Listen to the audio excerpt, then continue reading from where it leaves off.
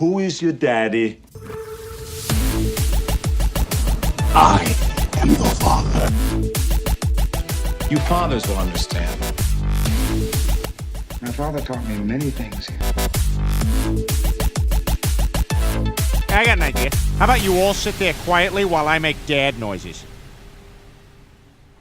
All right, here we go with this week's episode of Fathers of the Grind. Thanks for joining us. I'm Tim Nestor here with Derek Teague, who's growing out his beard, apparently. What's that about? Am I? I just need a shave. Not It could just be the shadows going on in your house right now, but I thought maybe you were going with that Jack from Lost look. I wasn't sure. It doesn't matter what look I go with. It's amazing. It doesn't matter. But Yeah, this is more of a just haven't done it yet. Oh, got it. It's all those bathroom selfies that give you the wrong feeling about... The lighting just is complimentary, is all I'm saying. And so you have the wrong view Of yourself. Of myself. Oh, okay. So the lighting in a bathroom completely changes how I look. Right. Okay. Gotcha. Yeah. Gotcha. Yeah, totally. Okay. Yep. So here we are in February. Actually, we're basically halfway through February now. So here's your friendly reminder, your PSA. For those of you who celebrate Valentine's Day with your significant others, make sure that you do that. Don't forget the flowers. Don't forget the card. Don't forget the thing, whatever it is that you're doing. Not doing it. No? You're not a Valentine's Day celebrator? No, I give her my love every day. That is way too much information. We don't want to hear about any of that. Give her my love and hot dogs every day. Oh, my gosh. Oh, my gosh. Yeah, She happy just- Valentine's all Day she has her. to do is bring the buns. Oh my gosh. It's almost 11 o'clock there on the East Coast, and that's why Yeah. Derek he's turned the page for the day. I've had a great day today. In the Teague household, we don't get a lot of relaxing days. We have to leave every single day. And I'm not saying other families don't do that. Maybe they do. But we never get a day off. I might get a day off just because I won't go or something, or my wife will be like, just stay home, I'll take Ian, or blah, blah, blah. And today is the day I actually did not have to go anywhere at all. And we just sat around, and I played a lot of video games, and we ended up watching a movie today. So it's just been nice. One of those rare, nice, peaceful days. And we actually had time to clean the house, which it doesn't look like it from behind, but that's... Can't tell. The lights are all off, so can't tell. Well, behind you see a mattress just laying behind me and a blanket, and that's because Emily, for a while, was getting scared. So when I would game, she would just lay on that mattress. But that's nice. Everything else is pretty cleaned up, so it's been a nice day. We actually had a day of staying home for the most part. My wife made a run to Sam's Club with a couple kids, but other than that, we all stayed home. It's snowing. We had maybe... I don't know, 3.5 inches of snow throughout the day. So it's just a cold Colorado winter day. So I haven't left the house yet. It's just, so I'm with you. It's been a nice, relaxing day in those terms. So just a lot of reality TV. Lots of reality TV. Yeah. It's awesome. Yeah. It's actually, I got to sleep in. My wife let me sleep in this morning. So I got up initially to solve a couple of crises with the kids, and then I got back in bed, and next thing I knew, it was 10:30. I was like, "What in the world? I haven't slept in that long." That's how it was for me. I woke up at 6:40 or 6:50, and it was to get ready because Ian did have a soccer game this morning, and I was gonna go because I don't get to go to Ian's games that much. But the other two children didn't want to go, and so there was a lot of drama this morning on who's going and why isn't this one getting ready and why do you think you're going, Derek, when this one's not ready? And so I just didn't go. So I just went back and lay down in bed and didn't get up until after 10 o'clock. It's rare, but it's wonderful when it happens, Yeah, that's nice. Yeah.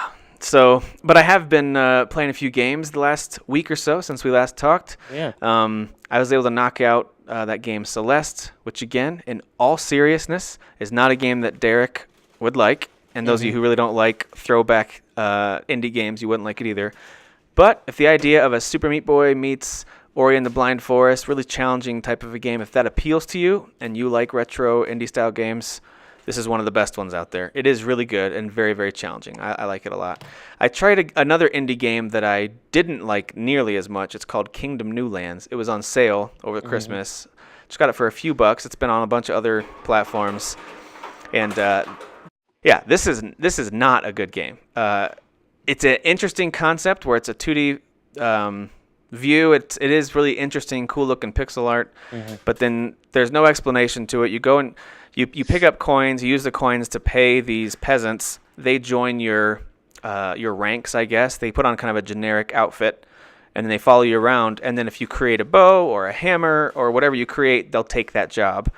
And very quickly, I got into the swing of things. I figured out what I was supposed to do. I built up my walls. At nighttime, these creatures attacked, and they knock down your walls, and your soldiers go and defend it. And that's it. And then it starts over the next day. You journey out, find some more coins.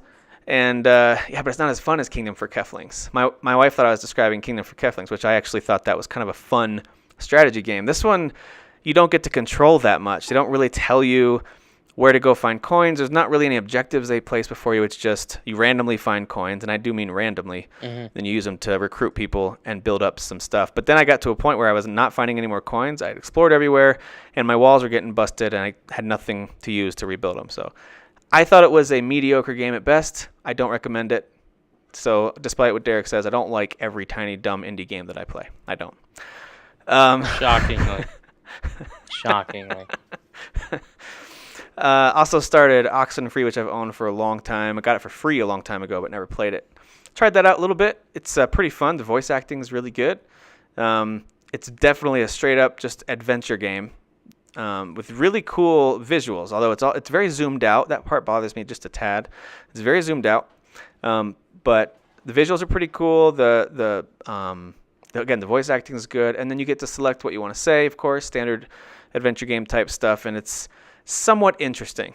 I'm getting vibes that kind of remind me of Life is Strange, minus the time travel element, mixed with vibes of something like Firewatch, at least the beginning interesting parts of Firewatch, where there's a mystery going on. So it's kind of interesting. It's a nice change of pace from the main thing getting my attention still, and that's Monster Hunter World. So most of my time is going completely to Monster Hunter World, and I love that game. I mean, I did not think I would enjoy it this much. I thought by now I'd say, yeah, I've kind of cooled on it a bit. But, man, this game is really, really fun. And then the last one I'm playing we'll talk about here in a little bit with Shadow of the Colossus. So yeah, there's any my of these, rundown. are you doing 4 in February? Did you decide what games you're doing? Oxenfree is a 4 in February. Okay. That's the only one right now that because I had planned on trying a few, like there's a couple Telltale games that I was considering, but I think Oxenfree is going to be my adventure game, and Dishonored 2 is really the biggest, the meatiest one that I want to get through before in February. All right. So, yeah, my thought is that as soon as Monster Hunter World, as soon as I finish the story and feel like, okay, I can step back from this game a bit, then I think I'll have the bandwidth for Dishonored 2. Yeah. I'm not playing Monster Hunter World as much. I'm still enjoying it. I got into it a little bit the other day and got hooked again, where I was, trying to get better because I'm in the high level. I'm sure you are now. High level hunts now. So all the gear goes to the next level, and so you have to remake all this gear to get higher level gear, and so. At first, I was kind of like, I don't want to do the same thing to get the same looking gear, just for it to say, 36 instead of 18, right, which is what it was before, or something like that. So I'm like, I don't know if I really want to do that. But I did get back into it. I am enjoying it. It is kind of, to me, a melee Destiny. So if you were approaching this game in a different way, like you thought it was going to be story driven or something like that, then you're going to be disappointed. But for what it is, I really do enjoy it. I do love that game. Shadow of the Colossus we'll talk about later. I am playing that as well. The big thing, because I had actually been, I don't know if I touched on it on the last show, kind of in a gaming slump, and it was kind of continuing. Like, I really wasn't playing Monster Hunter that much. I've only played Shadow of the Colossus for a little bit, which I'll talk about in a second. Today was the first day where I definitely got out of my funk, because I've mainly been just watching sports. I'm really into Peaky Blinders. Love that show. So I keep watching that when I have time. And then tonight, I'll just say this. I watched Thor Ragnarok, and I gotta say, when I first started the movie, I was like, this is so stupid. Because if you watched the first two Thor movies, the tone of those movies compared to this one are like it's like a different Thor. It's not even the same character at all. Like the way he talks. Did you like the first two Thor movies? I thought they were pretty much the weakest of most of the superhero movies. I didn't think highly I thought they were of them. by far. But. So it's obvious that it was one of the franchises where they're like, we need to make a change. But it was such a drastic change when I first started watching it. And I'd obviously heard from people online saying that this one was more funny, blah, blah, blah. But it was just kind of like, really? You're going to do this? Like, this is so different. But then once I let go of that and just watch the movie for what it is, it's hilarious and it's funny. There are some stupid parts, like Mark Ruffalo wasn't funny when he's being Bruce Banner. I didn't think he was funny. But outside of him, everybody else was great. I loved the comedy. I loved the story. I loved... Oh, let me get a little bit of lighting. But I enjoyed that movie. So yeah, I've been watching a lot of movies, watching a lot of sports, stuff like that. So I haven't been in the gaming. So to get to my point, I decided to... Started actually last night because I usually just play Rocket League whenever I don't want to watch TV but don't want to game. And I decided to jump back into Call of Duty World War II, and I eventually finished it today. So here's my thoughts on it. I think for a campaign in a Call of Duty game, it's one of the best. That's saying a lot because there have been some pretty solid campaigns. Yeah, and let me explain why I personally like it. It's definitely got the Band of Brother vibe, and it actually impacts the gameplay because what they do is you have this like little crew that's throughout the entire game, and each one of them supplies you with something. One of them might throw you grenades, one of them might throw you health packs, one of them might spot the enemies, like highlight them. So it's definitely like a band of brothers, like you work together, you're one unit.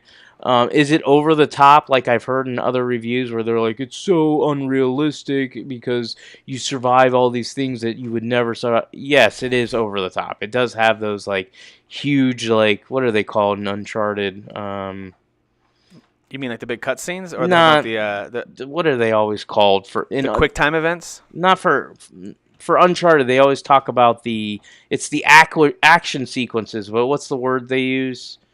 Or the words they use to describe it?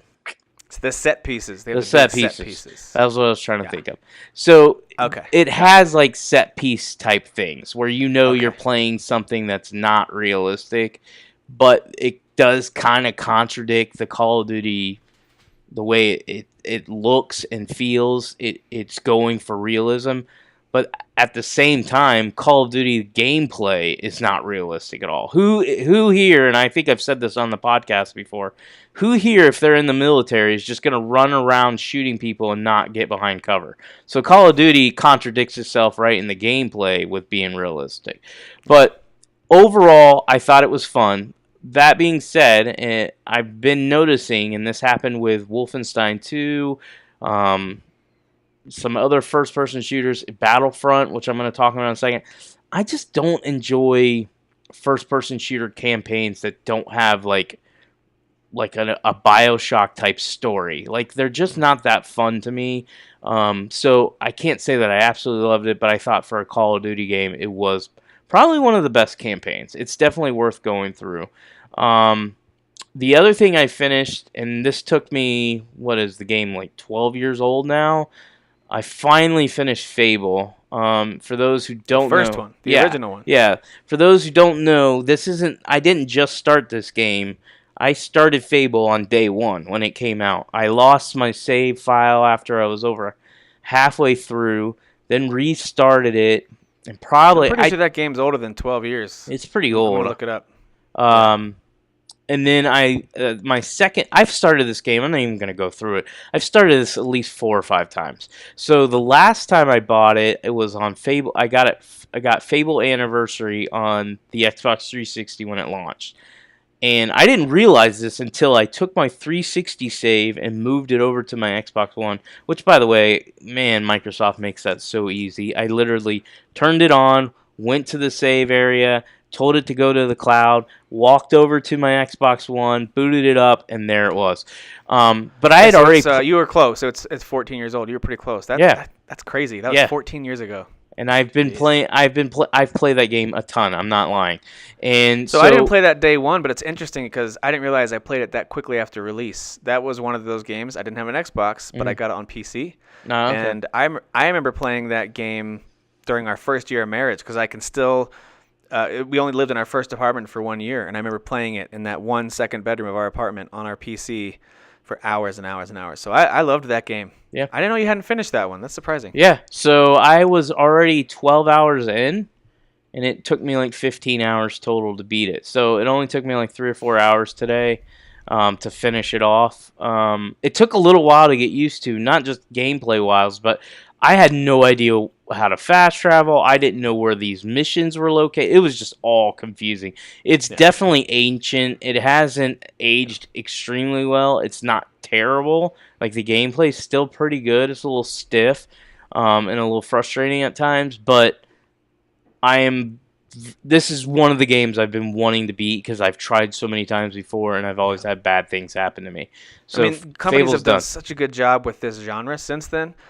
I'd imagine it doesn't age super well, but I'm actually interested to. I might boot it up tonight, and only play for a little bit. I'd like to see, because I beat Fable 2 twice.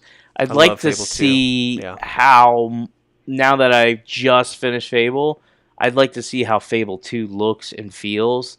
I feel like Fable 2 is going to hold up better because I remember it having much more better recently. Gameplay. Yep. And it was more I played through both those games twice. That was a very rare occasion where I replayed a game. So Fable 1, I wanted to see the evil version after being good the whole time. And then I remember playing Fable 2 twice as well. Weirdly enough, Fable 3, which I really liked, I never finished that one. I did finish that one. I don't know why I never finished that one. But anyway, all that to say, those aren't games that I necessarily want to see more remasters of. We're going to talk a little bit about remasters.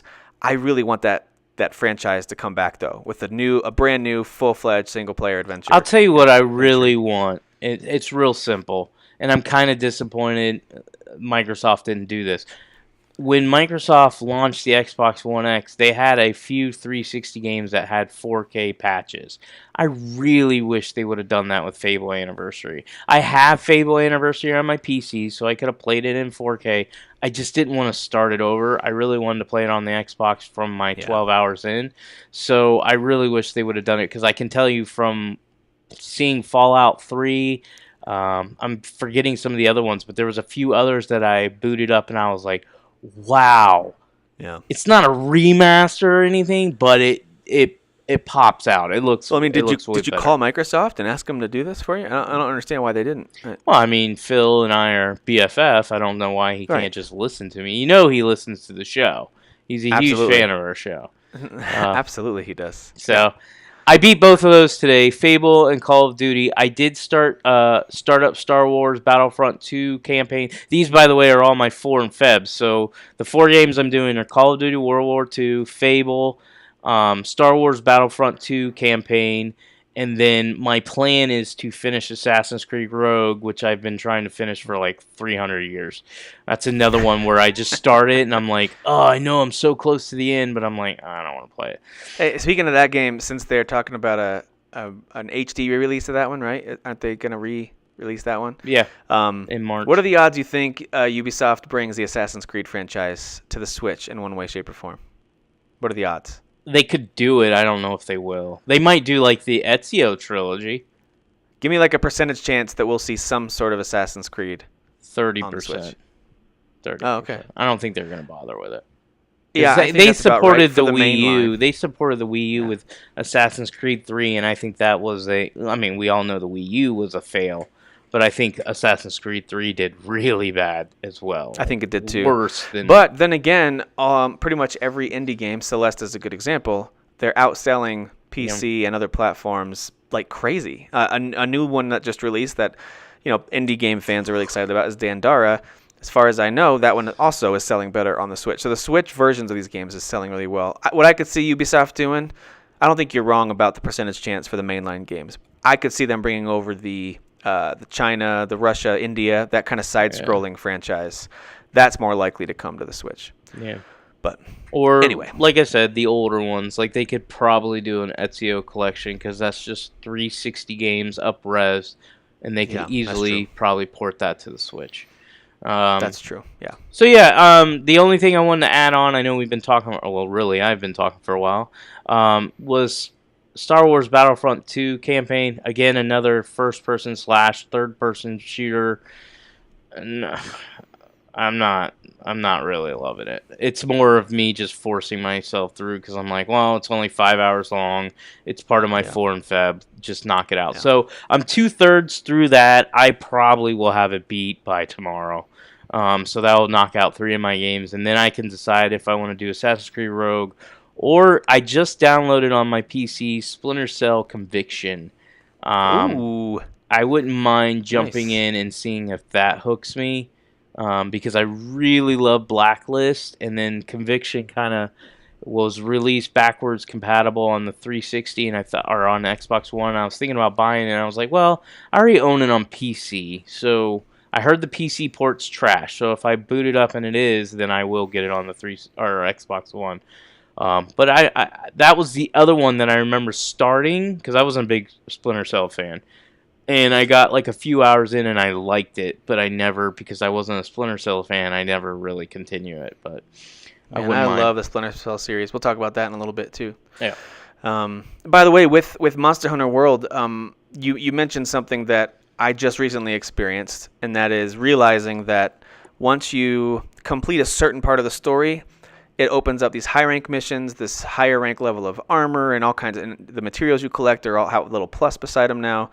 And what I realized quickly was, I have to recollect all these same pieces from just basically harder versions of the same monsters. They hit harder and they have more HP now, but otherwise they're the same creatures. So at the end of, right before that switch over, I was able to take out some of the preliminary monsters really in just a couple minutes, and it didn't take very long at all. Now the harder versions of them take much longer, of course. But I've had some cool moments where, so I was fighting that Puke, the guy who kind of has a giant purple tongue and spits puke. Spits poison everywhere.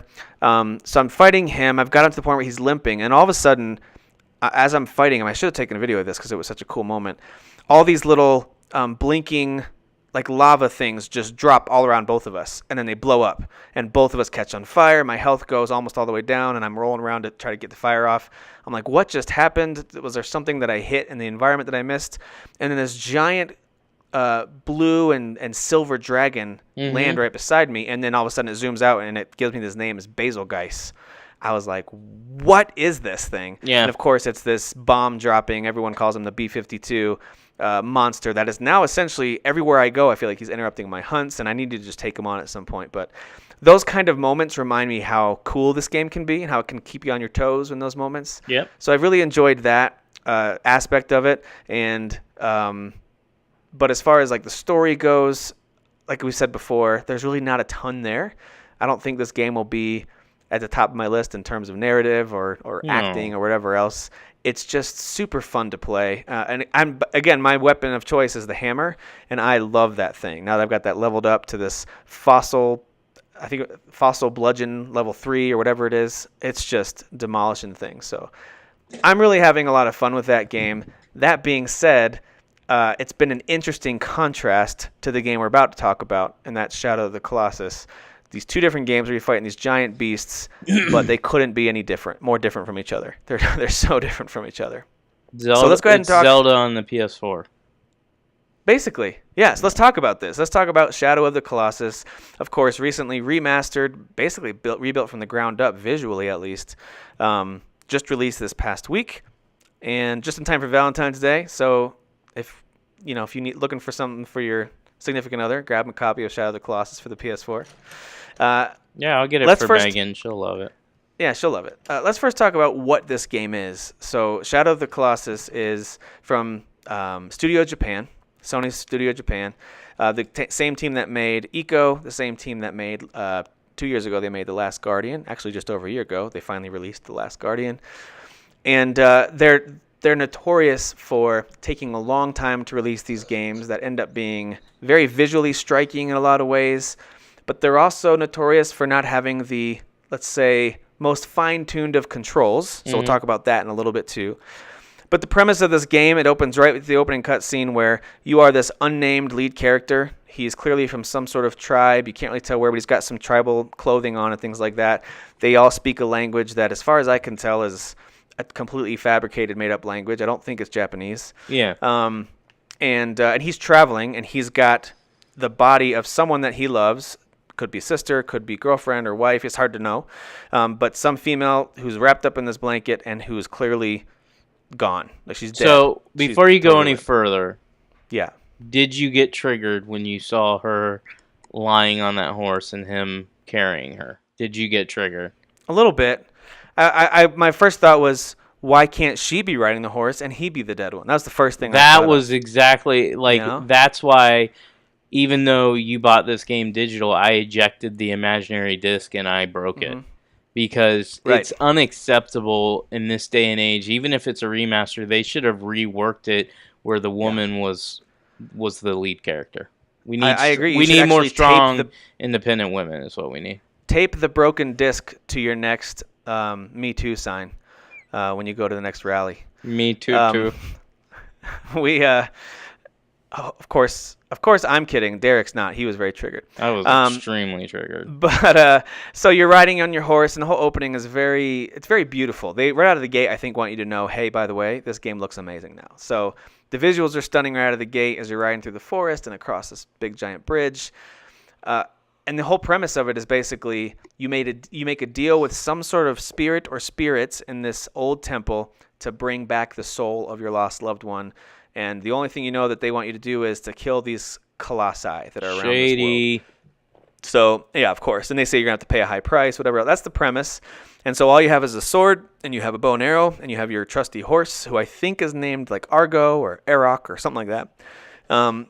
And one of the main premises of the game is that there's no enemies or collectibles really anywhere in the world. There's nothing really to do in the world outside of soak in the visuals and then travel from point A to point B to begin the next boss battle. Now, to be fair, for those of you who are saying, wow, that sounds horrible. Well, to be fair, each boss battle, depending on your ability to solve what needs to happen, is kind of like its own big level where you have to figure out what's the weakness, how do I get to that weakness, and how do I exploit it, how do I take this thing down. Yeah, some of them are it's super. Its own puzzle. Yeah, each boss is its own puzzle and its own level, really. And sometimes getting to them is a challenge.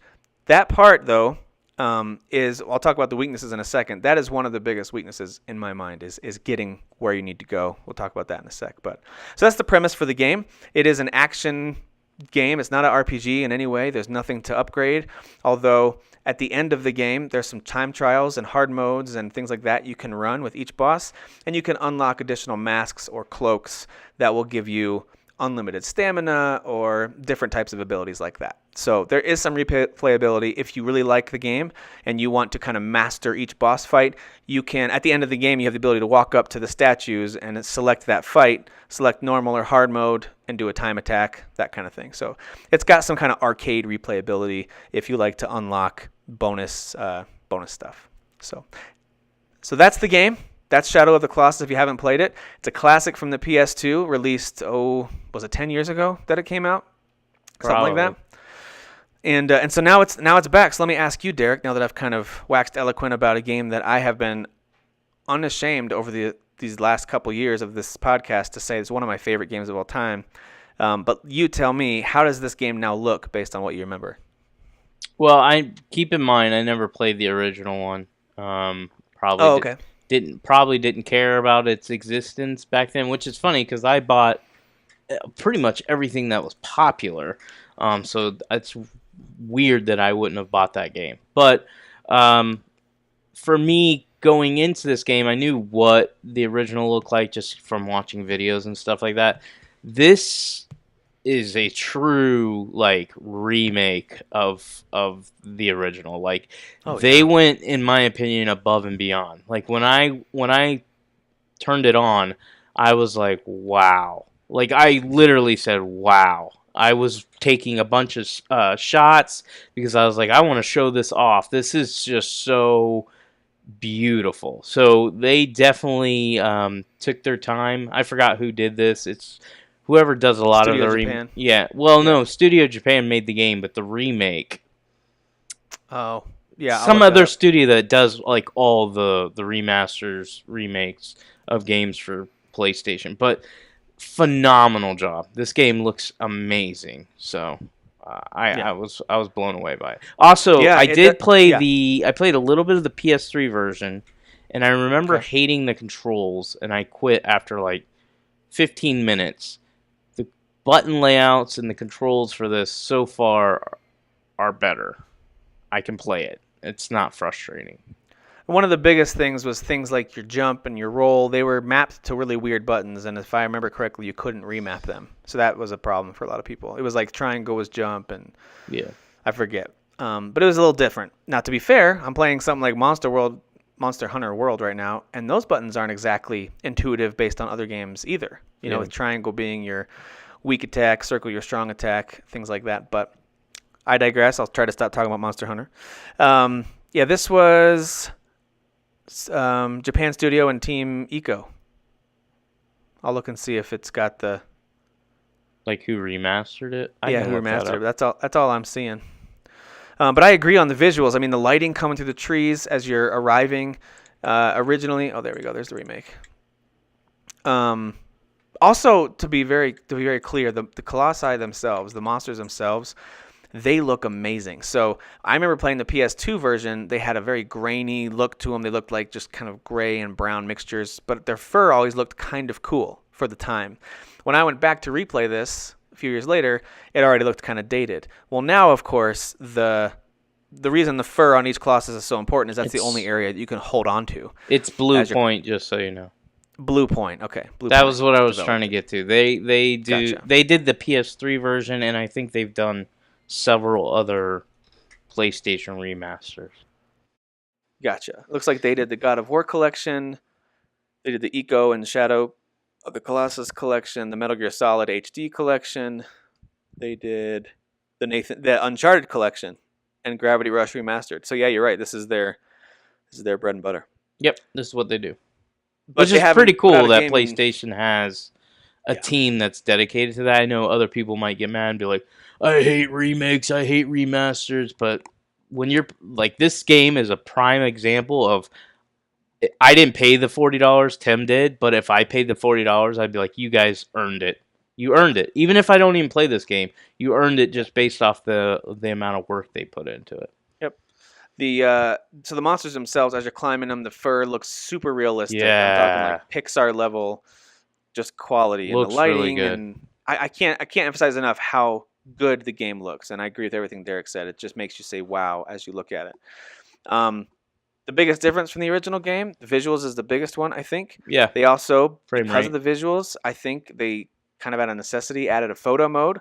So as long as you have that mode turned on, you can just hit down on the D-pad at any point, and it freezes it, of course, and you can add a filter, and kind of similar to the Horizon Zero Dawn photo mode in terms of the options that you've got there. Outside of the poses, obviously. They're not that goofy. You don't get to do poses. So they added photo mode. And then, of course, the button layout options. They have the original, but it starts you off with kind of a modern which is what I'm using. Control options, and I just stuck with those. But the control options, to me, were never the problem with this game. To me, the problem with this game from the beginning, so it's time to talk negative now that we've gushed about it a little bit. The problem for me for this game was always the camera.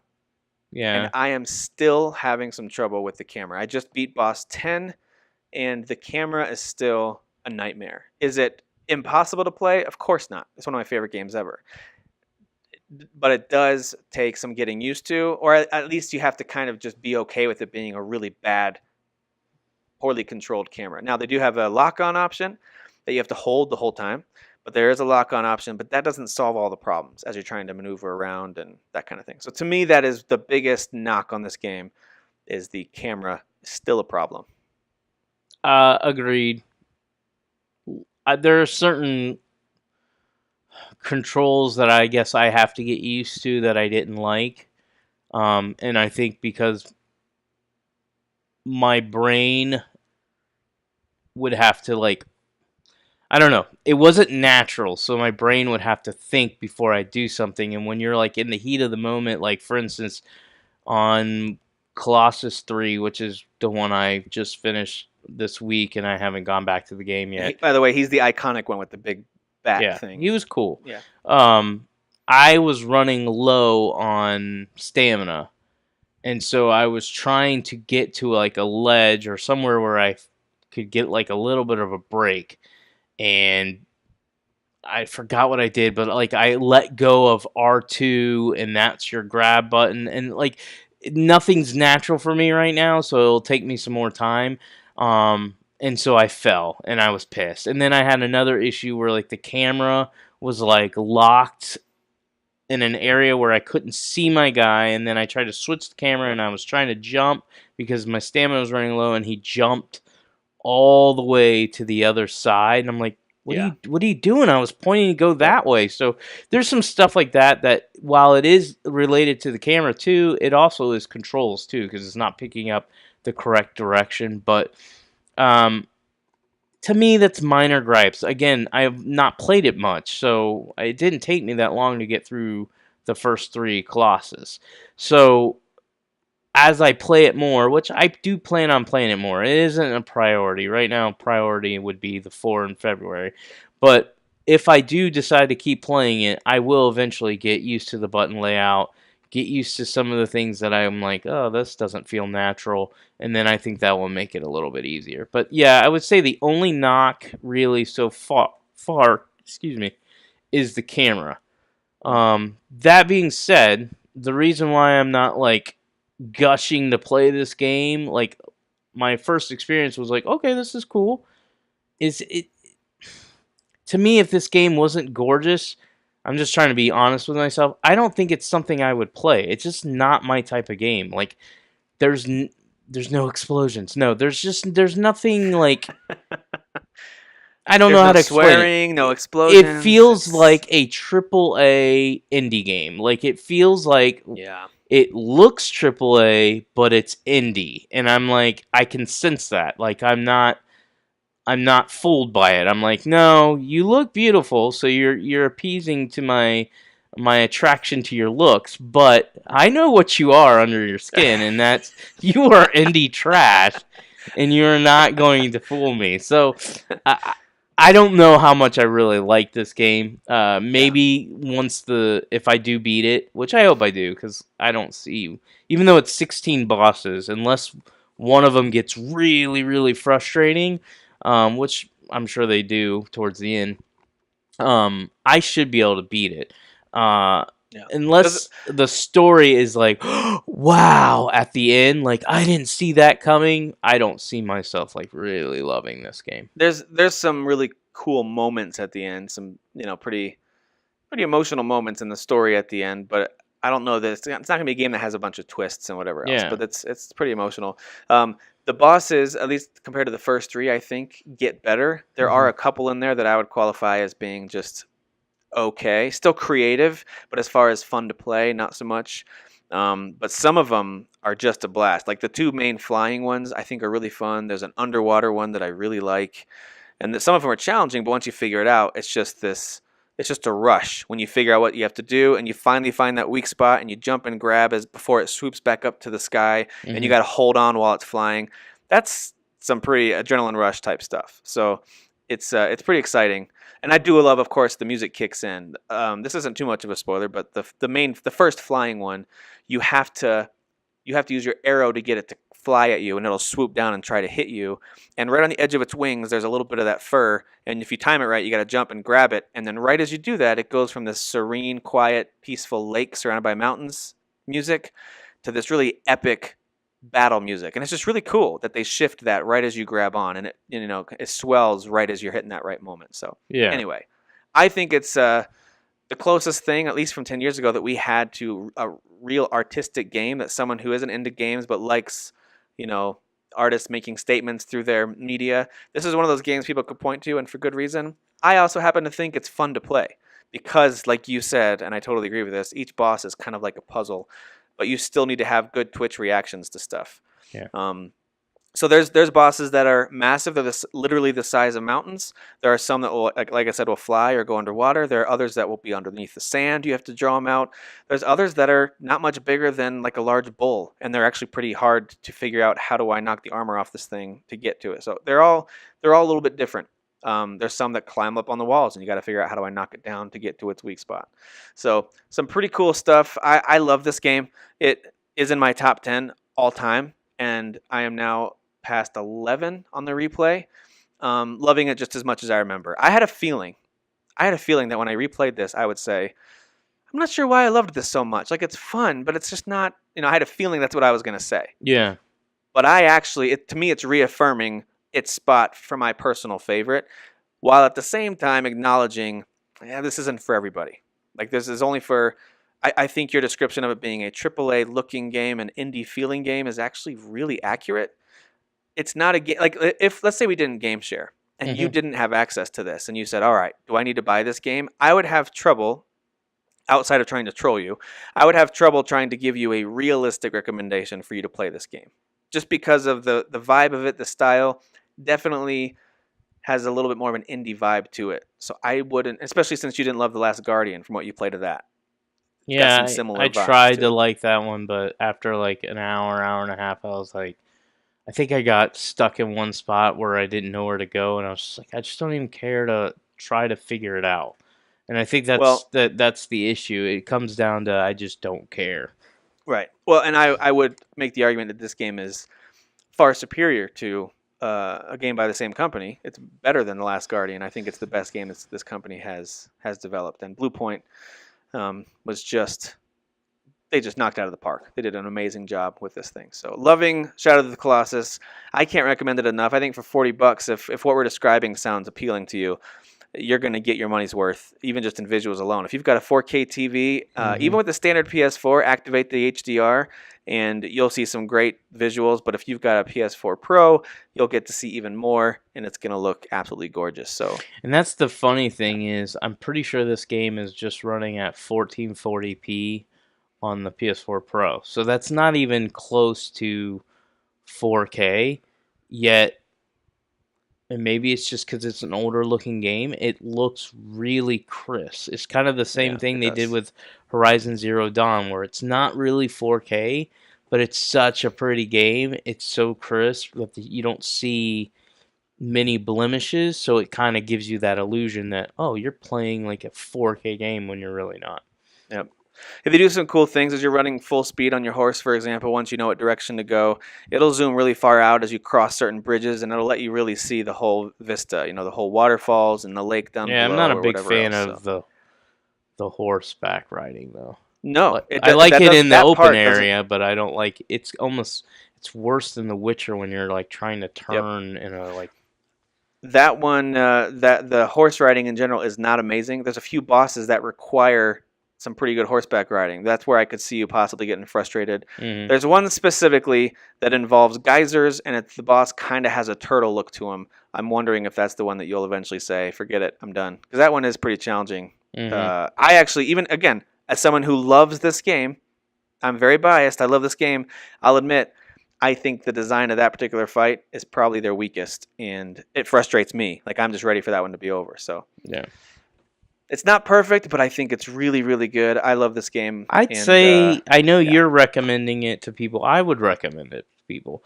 Again, if you find that you agree with me on a lot of things, which is rare, most people don't agree with me. But if you're like, oh, I kind of side with Derek on a lot of his opinions on games, no, don't buy this at full price. Either get it free through Game Share or wait for it to drop half price. But I think it's worth to giving it a shot to see if it does hook you. But for me personally, it's good. I won't call it trash because it's not. But I would be shocked if I beat this game. I'm gonna try, but I have a feeling it's gonna be like The Last Guardian because when that came out, remember I did the same thing. I was like, I'm gonna try, and I didn't. Yeah. Well, this game, in my opinion, is much more fun to play, and each boss is much more interesting compared to the puzzles you have to overcome with Trico from Last Guardian. So, all right. So, as far as replayability goes, I mentioned earlier, you can go back and do time attack modes. There's a hard mode. There are some things you can do for an additional. I don't want to say ending, but I'll leave it at that. There's some additional ending stuff that you can experience when you Oh. unlock certain things. Yeah, and it sounds like if you're only in it to play it one time through, it sounds like it's an 8 to 10 hour experience. So Or less if you're really good. yeah, but if you're a noob, it's probably going to take you close to 10 hours. Well, and one of the things is there's a map, but it's very basic, right? It won't give you a ton of details. Also, when you have to hold up your sword, and when the lights will point in the direction you need to travel, just kind of a general direction to travel in the game to get to the next boss, that can be pretty frustrating, especially when you get into canyons or into the forest, and now your sword will no longer point the direction because there's no sunlight. It requires sunlight to point the direction. It can be frustrating to find where you're supposed to go because you can't just go in any order. You have to go to where the next Colossus is waiting for you. So that can be a little frustrating. Again, if you don't have a lot of patience, that can be frustrating. So I wouldn't blame a lot of you for checking out a guide, at least on how to get to each Colossus. And then just, in my opinion, I would recommend this. Try to solve it on your own when you get to the actual fight. See if you can't figure it out on your own, because it's very, very satisfying to figure out the thing you have to do to get that Colossus to reveal the weak spot that then you can attack. So Yep. there you go. All right, so that's one of the biggest releases that came out this month here in February. There's a few more games coming out this month. There's the re-release, of course, of Bayonetta 1 and 2. There's some stuff that just came out this week as well that I guess I haven't paid a ton of attention to because I'm so engrossed in Monster Hunter and Shadow and that kind of stuff. But of course, as I thought about this, one of the first things I texted Derek was, "Wow, this game is gorgeous. This looks amazing." I of course had the immediate thought, what other games do I want to see get this treatment? What other games do I want to re-experience and be able to see it in all of its, modern graphical glory? So I thought we'd close things out by giving our top 5 games that we want to see remastered or remade. And I don't mean just released as a bundle or given a slight tweak from HD to HD, where it kind of looks a little better. I mean like a remake or a remaster that you can look at and say, holy cow, this is different. Yeah. So we're each going to go through our top 5. We'll start at number 5, and then we'll work our way up to number 1. By the way, this top 5 idea is not necessarily a new one. Of course, lots of different podcasts, even ours, sometimes will do this. But I want to give a shout out to my buddy Jake's podcast, Pop Culture with Fanboy and Know It All. Go check those guys out. I actually got to be on their show last week, and we talked about video games that should not be made into movies. That's what we talked about this past time. And I was on their show once in the past as well. But those guys have a really entertaining show. They mainly talk movies and TV with an occasional glimpse into a few other entertainment media types. They've talked about the Star Wars movie when that came out. They do top 5 lists a lot. So I highly recommend it. Go check that out. We're going to take a page out of their playbook and do the top 5 games that we want to see remastered. So Derek, I'll throw it to you first. What's your number 5? Number 5 is, and this is only because this is the only one in this franchise that I haven't beat, and that's Metal Gear Solid. The original. Granted, yeah, I'm not counting the 2 Metal Gears before that. I'm talking from PlayStation 1 and on. You're talking about the one that made this a franchise, right? Yeah. The other 2 got it started, but this one really turned it into a franchise that people cared about. So Metal Gear Solid, the first one is the only one I haven't played and beat. My friend played and beat it, used my copy of the game and beat it. So I got to see a good amount of the cutscenes, but I didn't really care about the game, so I never was into the franchise until maybe 5 years ago. I bought the collection on the 360, and that's when I played Metal Gear Solid 2, 3, then I bought 4, and so on. So Metal Gear Solid's the last one I haven't, or the only one I haven't that I would like to play through the story, and I'd like to experience it, but I think the first one's a little too dated for me, so I would love to see that get remastered.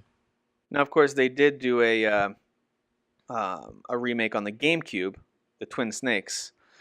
I think that was Konami who did that remake as well. I actually bought that. Started it, but this was again before I had beaten 2, 3, and all that stuff, and I just couldn't get into it. I was like, I think Metal Gear games suck. So of of course, the original Metal Gear Solid on the PlayStation 1 has a top-down, kind of isometric, but mostly top-down view to it as you play that game. And then Metal Gear Solid Twin Snakes is a complete remake of that game, same story, essentially the exact same way that you play it, except that it now looks more like MGS 2 or 3, kind of that third-person action vibe. I thought it was great. I remember playing that one. Actually, I bought the GameCube game and played it on the Wii, because remember they were backwards compatible. Yeah. But I'm with you because that Twin Snakes version was probably 15 years ago now. So I would absolutely love a complete remake where it just looks beautiful. I'm talking like Metal Gear Solid 5 and better. Like looking Or if that they good. want to re-release the Twin Snakes version on the Switch, I'll play it. Oh, I would buy that too. Holy cow. All right, so my number 5. I wanted to pick a Mario game and I almost went with Mario 64 because I would love to see a game that looks as beautiful and sharp as Mario Odyssey, but the 64 game with all those levels and those clever puzzles and boss fights. But then I thought of one that I actually haven't revisited in a while, and with the way that Switch, I think, best performs in its handheld mode when you're kind of just wanting to kick back and have a TV screen on and play handheld mode a little bit, I think a remake of Super Mario Land 2, The Six Golden Coins for Game Boy, remake that in full color with full HD graphics right there on the Switch, that could be an amazing game. And this is one that I remember playing with my brother when we were younger. It is a really good Mario game. That's when they first introduced Wario as a villain. And of course, the hook in this game was that Mario would get all these different types of hats that would give him different powers. But the level design was so clever. The art design was really likable and fun, and I remember thinking that game was just a blast with tons of places to explore and things to do. It's to me one of those criminally overlooked Mario games that when people talk about what's their favorite Mario game, this would be a great one to remake and re-release with completely overhauled visuals. So what's your number 4? I'm going to go with probably my all-time favorite PlayStation game, Twisted Metal.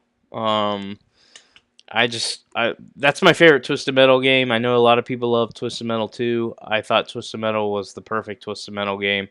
There's some other ones that were good, Twisted Metal Black and so on, but I would absolutely love a remaster version of this to come out on the PS4, PS5, PC, whatever. Give me Twisted Metal. I miss that franchise so much. Yeah, I would totally play a Twisted Metal game, especially since now I've played Rocket League so much. I feel like I'd love a game where it's essentially that same type of driving, except you're blowing people up. That's the whole point. And while I like the PS3 version of Twisted Metal, it's not the same. They kind of screwed the pooch on that one. David Jaffe missed the mark a little bit. It's still a good game. It just wasn't as good as the original Twisted Metal and Twisted Metal 2 and so on. But I'd absolutely love to see that franchise come back. All right, my number 4 game that I would like to see remastered or remade from the ground up is ActRaiser. ActRaiser is a game that people talk about a lot as one of those Super Nintendo gems that a lot of people missed, or it's just one of those cult classics.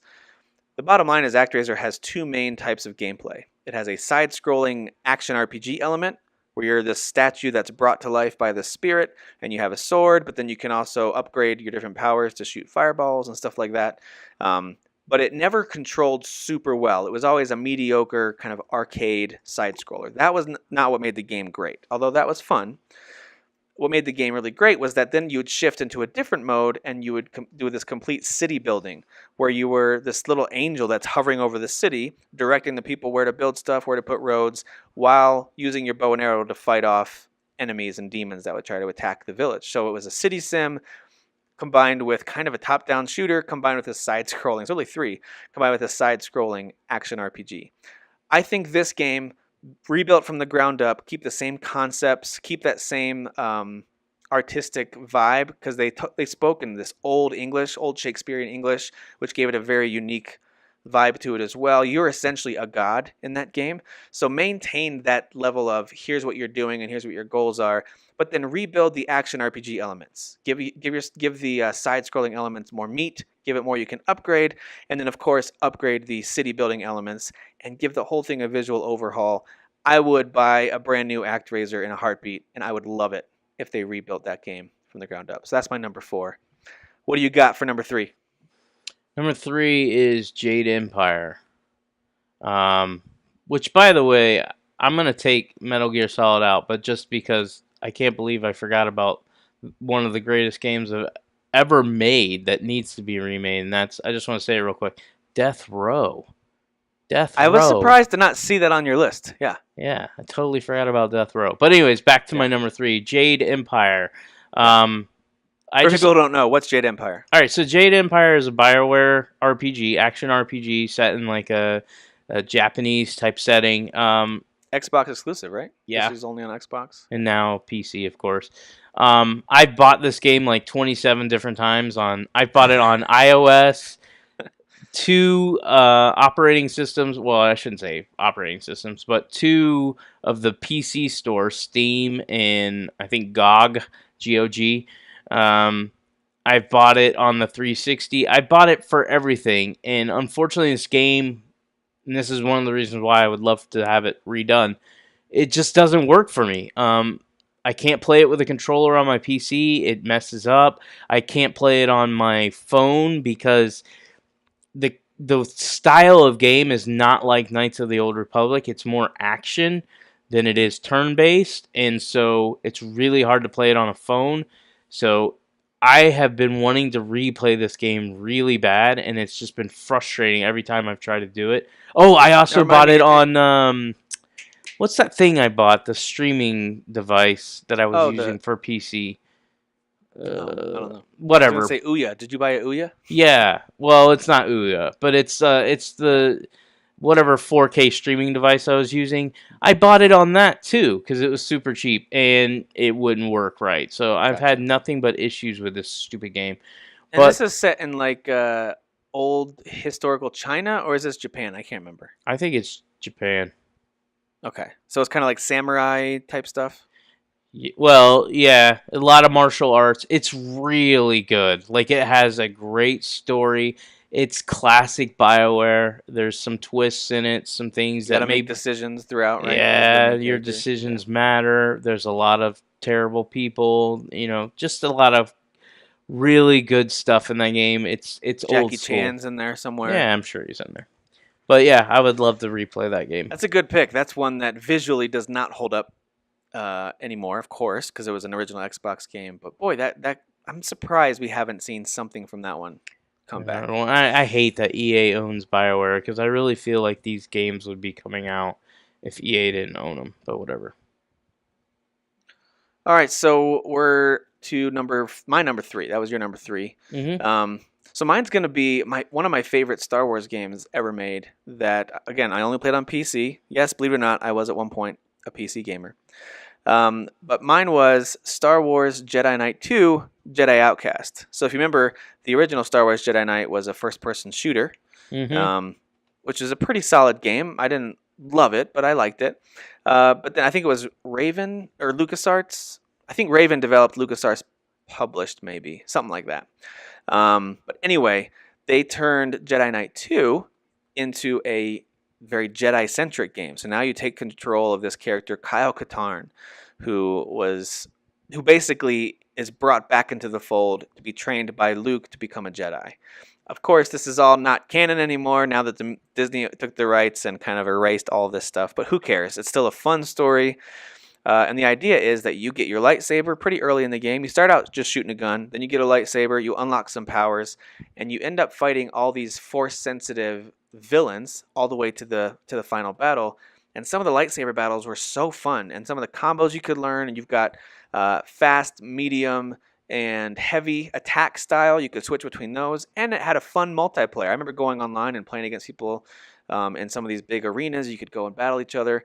This was a really fun game. Mm-hmm. They actually had an interesting follow-up called Jedi Knight Jedi Academy, which was similar, very similar in a lot of ways. The difference was you create your character, and then at a key moment in the game, about 2/3 of the way through, you choose light or dark side. And then your final battle depends on what you chose, and that's who you'll get to fight. So anyway, I would love to see this game remade. I just don't know, but LucasArts and Raven, I'm not sure that those companies are still really doing anything in terms of video games anymore. So who knows? But if there's a way to get this remade, I would absolutely love it, especially if they could, tell a new story that now is canon with Disney Star Wars.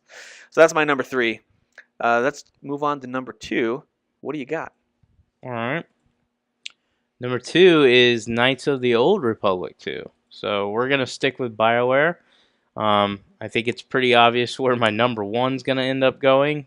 So not surprising to anybody who knows what I like. But yeah, the Knights of the Old Republic games are, I don't know. I always say BioShock franchise is my favorite, but I think it's whatever I'm playing at the time. BioShock's more, it was released more recent, but I remember playing the Knights of the Old Republic games on my original Xbox, and I would just play them over and over and over, and they're both of them are real special. So I'll just say it. 2 and 1 are the 2 Knights of the Old Republic games.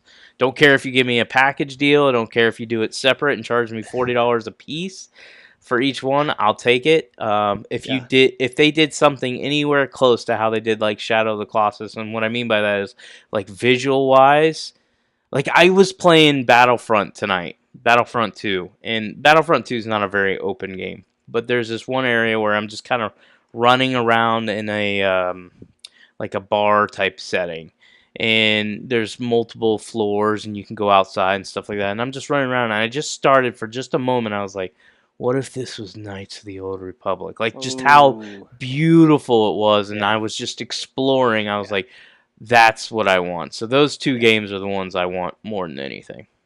And I'm not sure why that kind of thing doesn't happen, right? EA owns BioWare, which I don't get it. Wars, exactly, right? I don't get it. Maybe that's just over my head. I don't know. Yeah, I don't get it. That needs to happen. You know what's interesting with your that's your number 2 and number 1. If you guys didn't catch that, Coder 2 is his number 2 pick. Coder 1 is his favorite game of all time, or one of them. Yeah. Of course, that would be his top pick. And of course, with my pick of Jedi Knight, Jedi Outcast, it'd be interesting to see if games like that were to get remade, what approval process would have to happen. Would they have to totally revamp characters and story? I wonder if that kind of thing is ever even feasible because of Disney's ownership of the Star Wars license now. It's kind of a bummer to think about. You know? But you never know. Again, this is our wish list, right? If we have we're the ones who have the power to make a phone call and make one of these happen. So this is our pick. Yeah. All right. So for my number 2, it's actually a classic Blizzard game that has nothing to do with Warcraft or StarCraft, or Diablo for that matter, and that's Blackthorn. Although you can make an argument that some of the visuals, the enemies you fight, are a little Warcraft orc-like. But otherwise, there's really no connection to anything else. It kind of has if you remember the old Prince of Persia games, I mean the old side-scrolling games, where everything is kind of on a grid, where every step you take, you could, or if you have to hold like a tiptoe button, you could take a half step. But every full step you take is the same distance every time, and you can kind of measure where to go, how far to go on the platform because of that. You can jump up, you can jump down. You have to get a running start to make certain distances. It plays very much like that, if you liked the old side-scrolling Prince of Persia style games.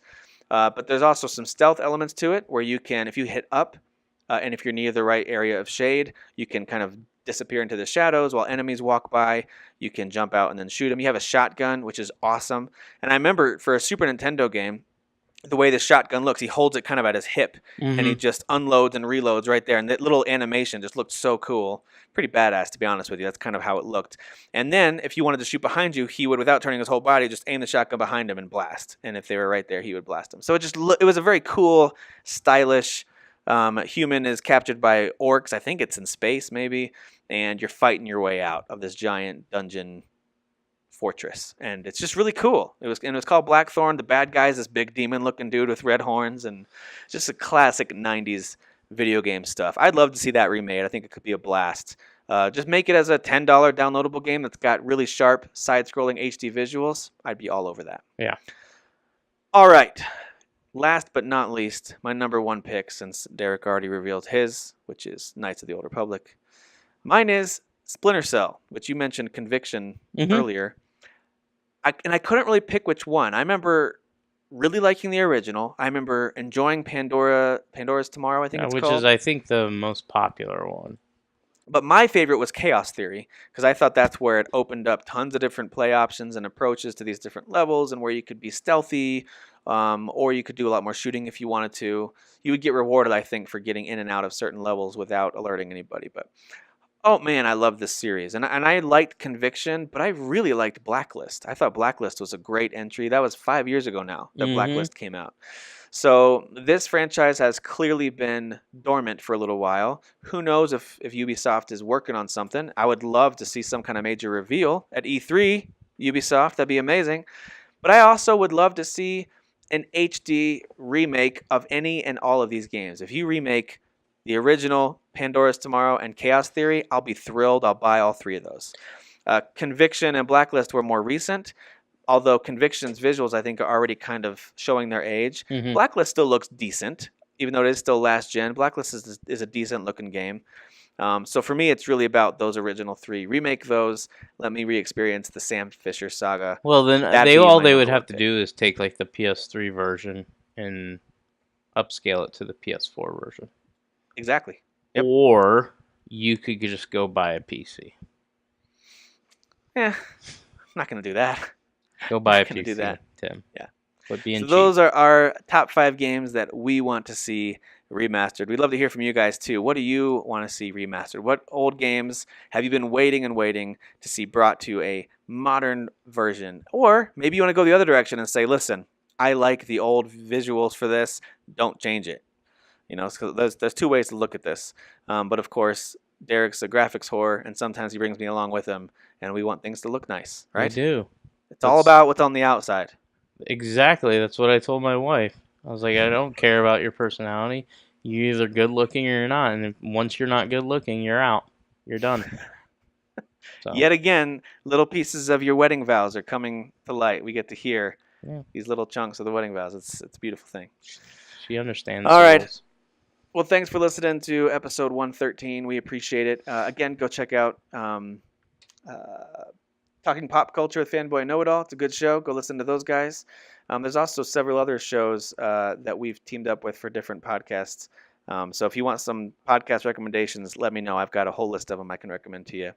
And lastly, I meant to share this earlier. You mentioned you're watching Peaky Blinders on Netflix. I'm watching another Netflix original series, Narcos, which is very fascinating. Really interesting look at kind of the late 80s moving into the early 90s of the drug trade down in Colombia. Really well acted, super inappropriate for pretty much anyone under. It's very rated R, let's just say that. But boy, is it really well done. The main American DEA agent, by the way, is the guy who plays the villain from Logan, last year's Wolverine movie. Oh, okay. The actor's name is Boyd Holbrook. Not super well known, not super recognizable, but I saw him and I was like, I've heard this guy's voice somewhere. I looked him up and I was like, there it is. He's the villain from Logan. So there you go.